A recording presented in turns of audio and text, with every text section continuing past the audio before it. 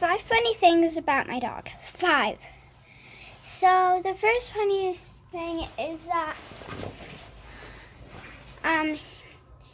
he's very picky what he eats. He won't eat his dog biscuits. And the next funniest thing is that when you put him under a blanket and you're with him, he will go to sleep.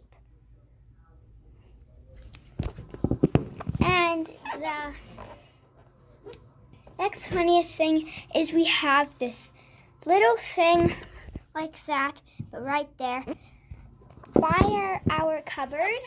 And in the winter when my dog's cold, because he's a very light furred dog, is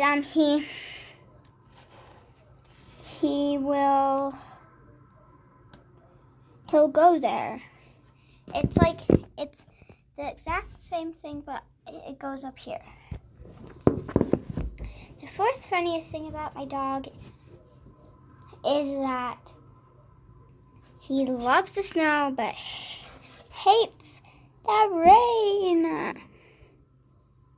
Next, the last funniest thing about my dog is that I can actually show you this.